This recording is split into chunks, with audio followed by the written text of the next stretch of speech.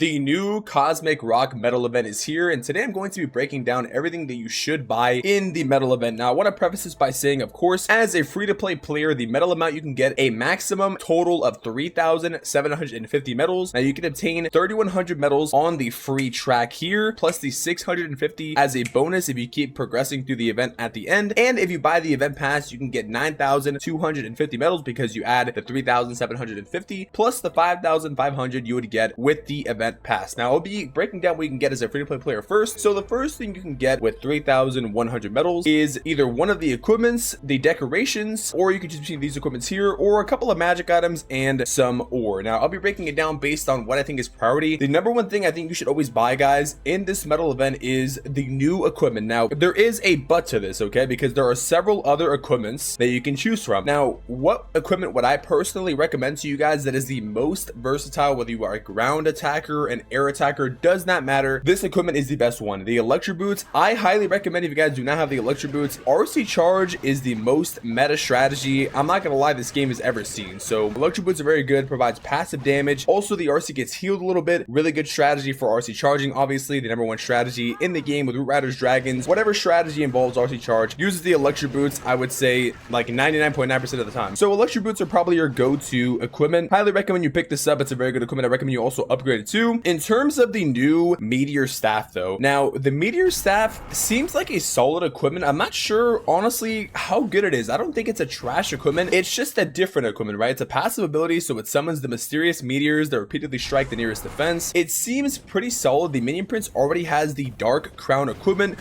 which is actually very good in hard mode and stuff like that with the new ranked modes and whatnot. But if you're like whatever town hall you are, should you pick up the Meteor staff? Now I would say you should pick up the Meteor staff, like I mentioned, if you already have the other equipments, right? So if I had to give you a priority list and what equipments I think you should probably go for if you want to be safe is electro boots. And if you want to try out fireball, I recommend you try out fireball. If you already have electro boots, I recommend you go with fireball if you want to try fireball. If you don't really care about trying fireball and you already have the electro boots and fireball, I would recommend going with the Meteor staff because I think people are probably going to find a way to use this equipment in a decent way. Like I said, I'm not really sure what strategies you would use it with yet. I want to do some testing before I give you guys a good, is this equipment good, is it bad? I don't think it's terrible. I think it's just, you know, solid for what it looks like. Next up is the frozen arrow and the giant gauntlet. I guess I can explain why the fireball is good. So fireball is also a very meta equipment of fireball rocket loons, fireball throwers, fireball super witches. So fireball is probably the second or third most meta strategy in the game. Actually, maybe it's the second most besides RC charge. So fireball is really good. Of course, you got to level this equipment up, but it's good at every single town hall. People always ask me what level or what town hall is fireball good at. Is it good at town hall 16? Is it good at town hall 12? The answer is fireball is good at every single town hall. It's really good. You just got to practice with it, but it basically launches a giant exploding fireball at the closest defense and does a lot of damage or destroys the area. You can use quake spells with it, but it's a really good equipment. Frozen arrow and giant gauntlet though, however,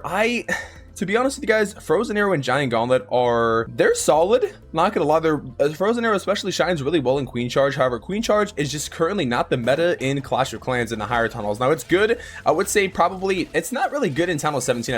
I think compared to the other epic equipments like Giant and Magic Mirror, you know, you would probably want to go with Giant, Magic Mirror, Healer Puppet, Giant Arrow, things like that. It's just Frozen Arrow just kind of gets outclassed and there's really no point in using it. Like I said, if you're only doing Queen Charge, yes, but it's not really meta. So maybe you can probably skip it. And same thing with the gauntlet, it is good, but a lot of people just use quake boots, spiky balls, snake bracelet, and things of those nature. But if you do use the giant gauntlet, you want to pair it with the rage vial. It's still a very solid equipment. I think it's a very cool equipment. It makes the king enormous, and like I said, it does shine actually. It's not really meta at tunnel 17. It works probably at tunnel 16. You can make it work at tunnel 17 too, but like I said, if you like the equipment, I guess you can get it. Same thing with the frozen arrow, but I don't really recommend picking up frozen arrow for sure. I recommend electro boots, fireball, or the meteor staff for your equipment selections. And also too, I want you guys to keep in mind, you can actually buy the giant gauntlet and the frozen arrow if you really want them with Calamity League medals. That's something to consider instead of buying it in the metal event, in my opinion. Next up, we have the decorations, which is the cursed tome and the cosmic lantern decorations. So these decorations are pretty nice, man. I'm not gonna lie. I already reviewed them in the initial video, which I'll probably leave linked up here if you guys want to know everything about the metal event. But the cosmic lantern is just a static decoration. It's like a blue lantern. There's nothing really going on, no animations, but it's pretty nice. It looks pretty cool. Nice little light around your base. It kind of glows a little bit too, which is pretty nice. This decoration,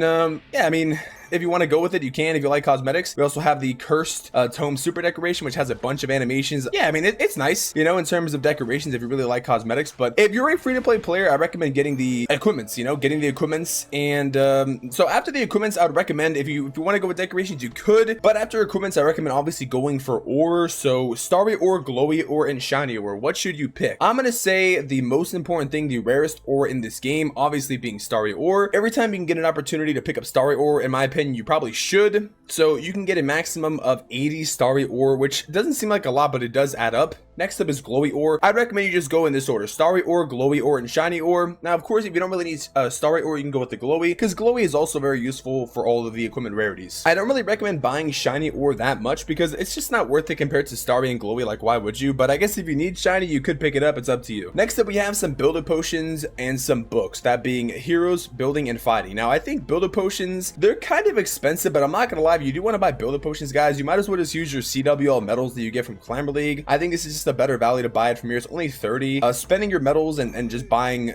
builder potions in general in this game, they're kind of expensive. So I guess if you really want them, you could, but I recommend just buying ore at that point. I'm not gonna lie. Book of Heroes, Book of Building, and Book of Fighting. Now, I'm not gonna lie, Book of Heroes is actually a reasonably priced book. It's probably the most reasonably priced. It's 1,030 medals, which I think is pretty good. You know, not bad. You can get up to 3 of them. So if you do want to pick up the 3, I think you can get like 3 books as a free-to-play player, I think. So honestly, not really bad at all. You could do 3 hero levels. That's pretty significant if you, I guess, wanted to skip the Meteor stuff for whatever reason, if you're not an air attacker. But like I said, I always recommend you get the equipment, man, because you never know if the equipment become meta. But if you don't think you're going to be using it, you could actually, I guess, go with the Book of Heroes. That would also not be too bad of a deal. And I know a lot of people that go with the Book of Heroes because that's guaranteed 3 levels on the ward and whatever hero you want. Next up, we have the Book of Building and the Book of Fighting. I'm not gonna lie, these books are pretty expensive, man. At this point, you might as well just use builder potions from the Climber League shop. Like I said, I don't really think it's worth spending the Book of Building or the Book of Fighting. I think 1900 is just kind of a lot, man. It's just, I guess you could get them if you wanted to, but in my opinion, they're just not worth it. Same thing with the Rune of Elixir, Rune of Gold, 2100. I just don't think it's worth buying loot items anymore with the Clash and some update. I mean, come on, bro. Like, all you gotta do is just go and do a couple attacks. You know, even if you don't want to use Sneaky Goblins, just go out there and farm, guys. I mean, you can get so much loot nowadays, especially with the new update. They added more loot. So Rune of Gold and Rune of Elixir, I really don't recommend you guys buy these like ever. The Shovel of Obstacles, I guess, is situational. They really don't put Shovel of Obstacles in the shop, so this is probably a more underrated pickup if anything, especially with the new like ranked mode. If you want to set up an actual base, you kind of have to have your base not full of decorations or obstacles rather. So you could go with the Shovel of Obstacles if that kind of fits you. Wall rings, same situation. I don't recommend buying wall rings, guys. Like, that's just basically buying loot, you know, and wall rings don't really give that much value as the higher tunnel you go up. It's basically one wall ring is equivalent to 1 million gold or elixir in terms of upgrade value. You're basically wasting 360 metals to upgrade one wall, which I just don't think is worth. I don't see the value in that. But and then we have the power potions, research potions, and pet potions, and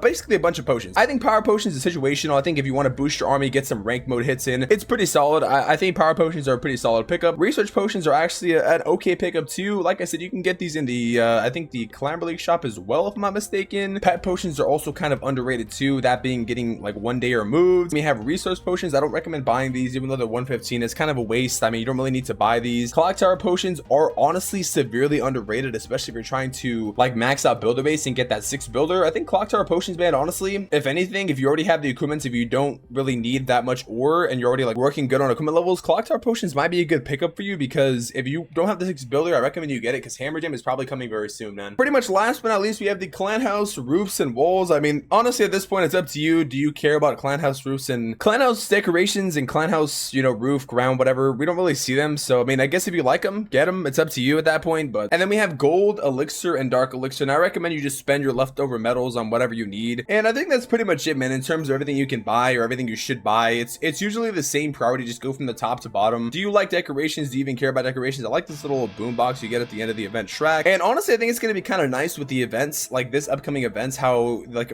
trophies won't really matter. So you can pretty much just farm the event, not worry about trophies as much as before, like dropping trophies and having to push back up. And I really like how they added the mighty morsel and the clan castle cakes for free. And I'm also glad that the Halloween troops are coming back, man. So I guess I should just end this video off by saying, is the event pass worth it? Now the answer is yes, guys. You get a significant amount of metals and of course the Starry and Glowy Ore. So yeah, I think it's worth it, man. If you guys do decide to buy the event pass, you guys can support me in the shop if you guys want by using code Termy. That's pretty much all I have for you guys today. If you enjoyed today's video or if you found it helpful, make sure you guys leave a like, comment down below what you guys are going to be buying. If I missed anything, comment that down below as well. Comment what you think about the events. And if you're new here, subscribe, and I'll see you guys in the next video or stream. Until then, I'm out.